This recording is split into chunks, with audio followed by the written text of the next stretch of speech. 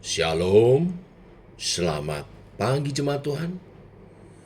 Berjumpa kembali dalam doa pagi online.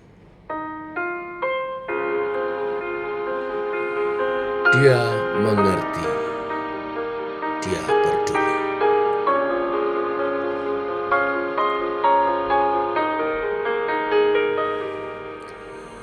Terkadang kita merasa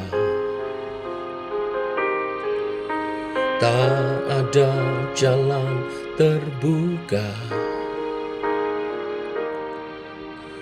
tak ada lagi waktu, terlambat sudah.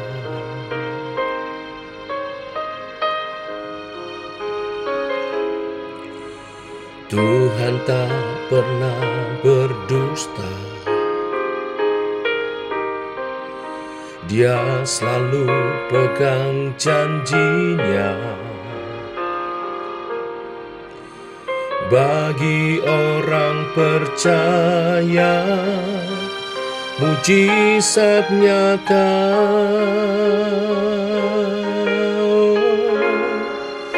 Dia mengerti, dia peduli persoalan yang sedang terjadi. Dia mengerti, dia peduli persoalan yang kita alami. Namun satu yang dia minta, agar kita percaya sampai mujizat menjadi nyata.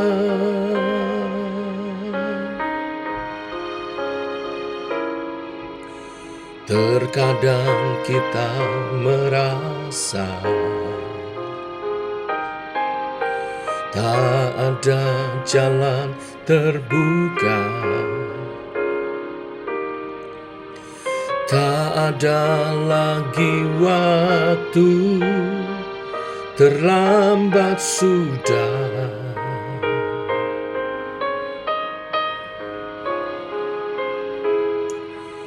Tuhan tak pernah berdusta. Dia selalu pegang janjinya. Bagi orang percaya, mujizat nyata.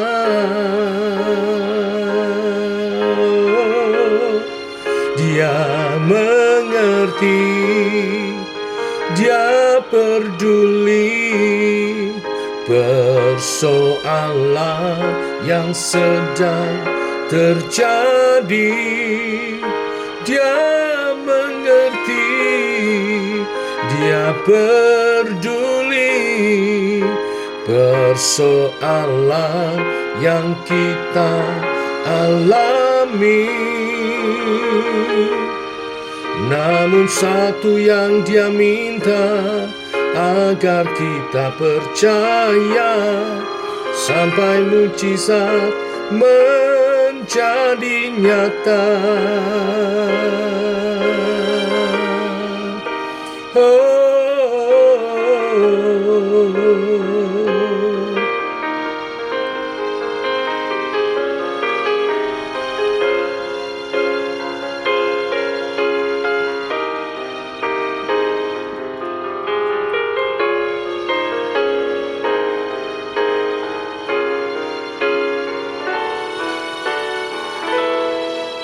Dia mengerti, dia peduli persoalan yang sedang terjadi.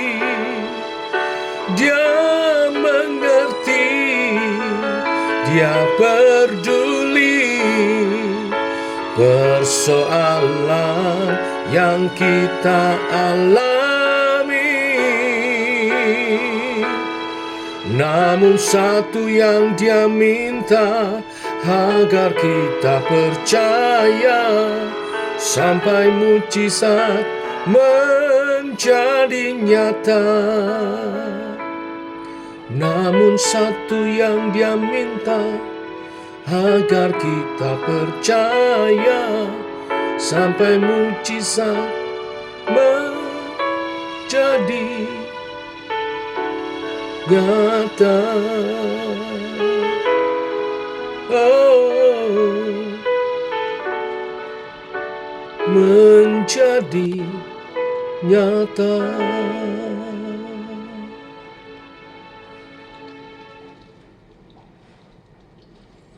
Tiba waktunya untuk kami merenungkan firman-Mu. Firman-Mu-lah suluh dan terang bagi jalan kami. Berfirman Tuhan, terangi jalan kami, tuntun langkah kami, dalam nama Tuhan Yesus Kristus. Amin. Bapak Ibu, kita lanjutkan renungan firman Tuhan pagi hari ini. Yesus terang dunia. Yohanes pasal 8 ayat 12 sampai 20. Demikian firman Tuhan. Maka Yesus berkata pula kepada orang banyak. Maka Yesus berkata pula kepada orang banyak katanya, barang siapa mengikut aku, ia tidak akan berjalan dalam kegelapan. Ia tidak akan berjalan dalam kegelapan. Ia akan mempunyai terang hidup, melainkan ia akan mempunyai terang. Kata orang-orang Farisi kepadanya, tentang dirimu, engkau bersaksi tentang kesaksianmu tidak benar. Jawab Yesus kepada mereka, katanya, biarpun aku bersaksi tentang diriku sendiri, namun kesaksianku itu benar. Sebab aku tahu dari mana aku datang dan kemana aku pergi. Tetapi kamu tidak tahu dari mana aku datang dan kemana aku pergi. Kamu menghakimi menurut ukuran manusia, aku tidak menghakimi seorang pun. Dan jikalau aku menghakimi, maka penghakimanku itu benar. Sebab aku tidak seorang diri, tetapi aku bersama dengan Dia yang mengutus aku. Dan dalam kitab Tauratmu ada tertulis bahwa kesaksian dua orang adalah sah. Akulah yang bersaksi tentang diriku sendiri, dan juga Bapa yang mengutus aku bersaksi tentang aku. Maka kata mereka kepadanya, di manakah Bapamu? Jawab Yesus, baik aku maupun Bapakku tidak kamu kenal. Jikalau sekiranya kamu mengenal aku, kamu mengenal juga Bapakku. Kata-kata itu dikatakan Yesus dekat perbendaharaan, waktu mengajar di dalam bait Allah. Dan tidak seorang pun yang menangkap Dia, karena saatnya belum tiba. Sampai di sini pembacaan kita. Bapak Ibu, Yesus mengatakan bahwa Dialah terang dunia. Kita memperhatikan sejak awal bagian kitab Yohanes telah menekankan bahwa Yesus adalah terang. Yohanes 1 ayat 4. Dia adalah hidup dan di dalam hidup itu ada terang bagi manusia. Dalam nubuatan Yesaya ayat pasal 9 ayat 1-2 mengatakan bahwa sang hamba Allah akan membawa terang bagi bangsa-bangsa yang ada di dalam kegelapan. Kegelapan berarti kematian. Bangsa-bangsa yang hidup dalam kebutaan, tidak mengenal Tuhan, menyembah ilah-ilah palsu, beribadah kepada berhala-berhala. Inilah bangsa-bangsa yang sedang berada dalam kegelapan maut. Hanya pengenalan akan Allah yang memberikan hidup. Pengenalan akan Allah inilah terang sejati. Terang yang membuat hidup percaya dan tidak dikuasai oleh kegelapan. Di manakah terang ini dapat diperoleh? Hanya di dalam Yesus. Sebab Dialah terang dunia. Dia telah bersama-sama dengan Allah sejak semula, dan hanya Dia yang mengenal Allah dengan pengenalan yang sempurna.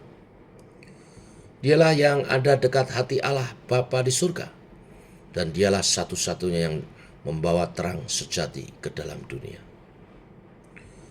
Setelah Yesus mengatakan bahwa dirinya adalah terang dunia, orang-orang Farisi menentang Dia dan menuntut kesaksian dari pihak lain.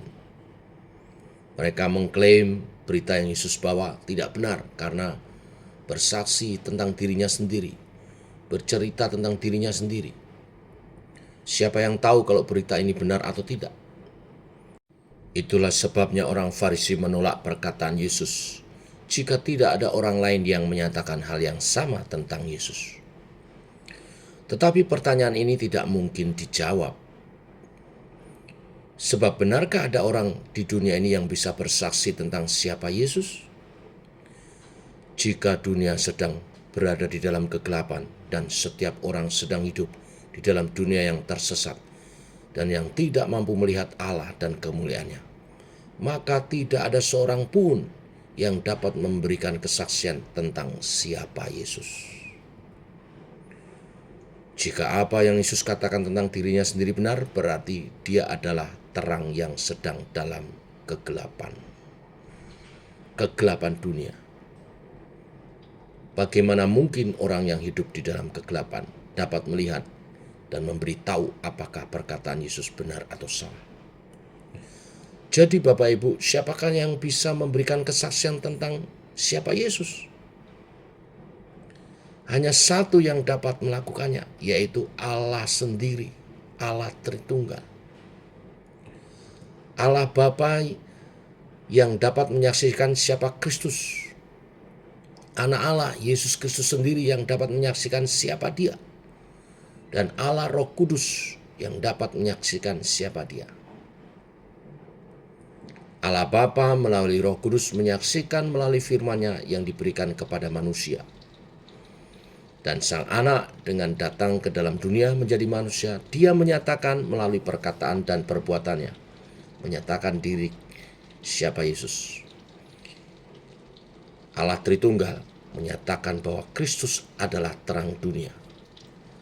Allah Tritunggal menyatakan pekerjaannya dengan genap dan disempurnakan oleh Sang Anak, pribadi kedua dari Tritunggal. Tidak ada kesaksian manusia yang bisa menggantikan kesaksian dari Allah Tritunggal ini, sempurna. Maka jika orang Farisi menginginkan konfirmasi dari orang lain selain Yesus, mereka harus mencarinya dari Allah, bukan dari manusia. Yesus mengajarkan kepada mereka bahwa dia berasal dari surga, dan karena itu dia mengenal Allah Bapa dan Roh Kudus.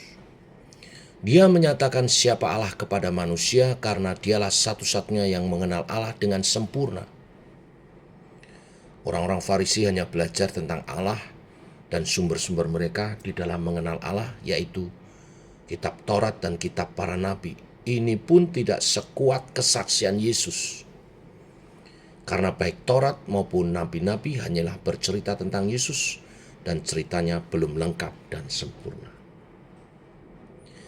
Yesuslah yang disaksikan oleh para nabi dan oleh Taurat Musa. Tetapi baik Taurat Musa dan kitab para nabi tidak bisa memahami dengan tepat tidak bisa dipahami dengan tepat oleh orang-orang Farisi itu. Mengapa tidak? Karena baik Taurat Musa maupun para nabi datang dari Roh Kudus yang sama yang sedang menyatakan siapa Yesus Kristus. Tulisan para nabi tidak bisa dipahami tanpa Roh Kudus memberikan pencerahan.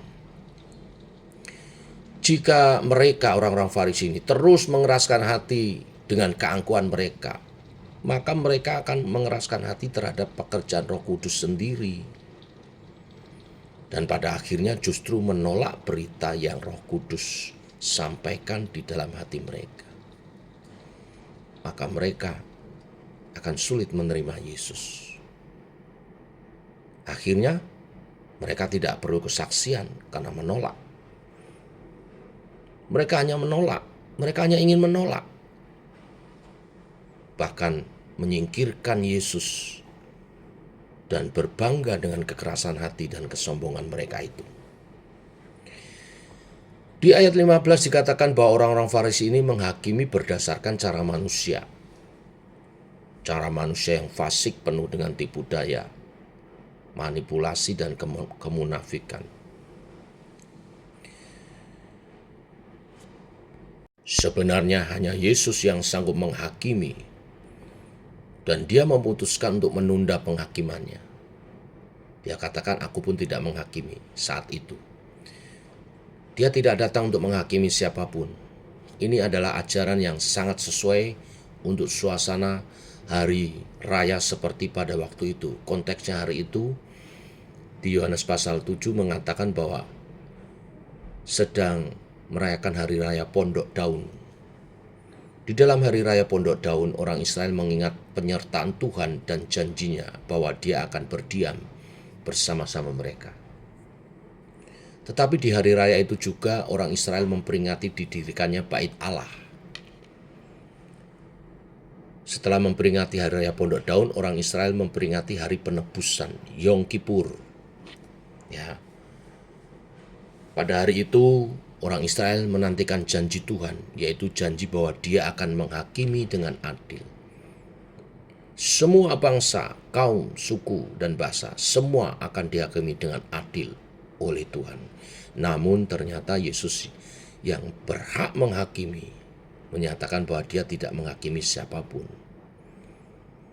Dia justru menjadi penebus bagi orang-orang yang seharusnya dihakimi. Yesus Kristus adalah penebus.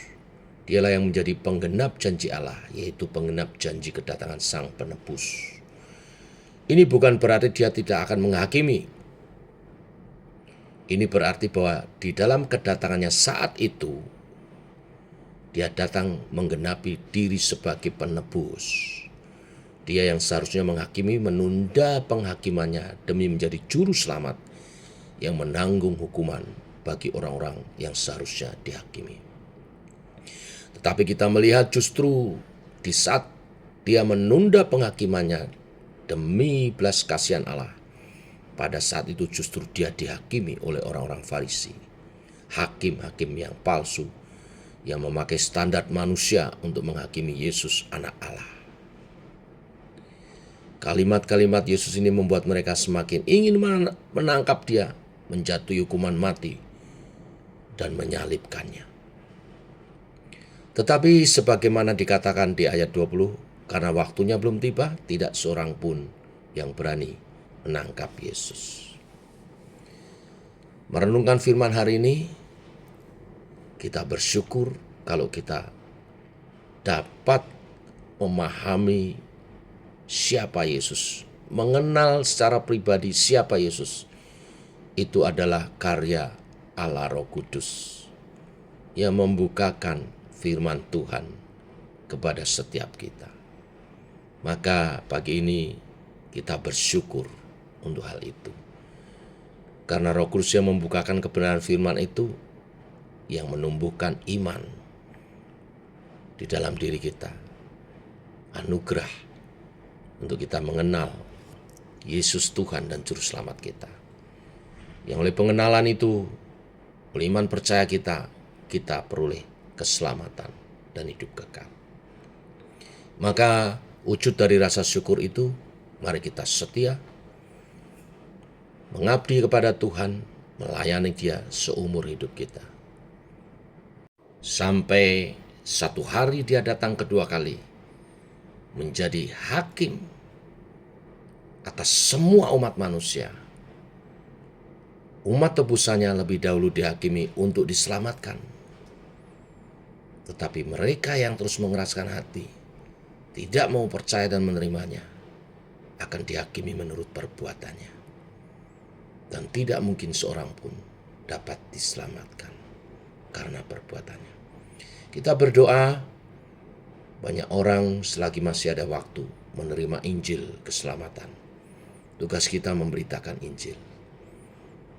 Dan berdoa agar orang-orang yang kita beritakan boleh menerima kabar Injil keselamatan dan mereka juga diselamatkan.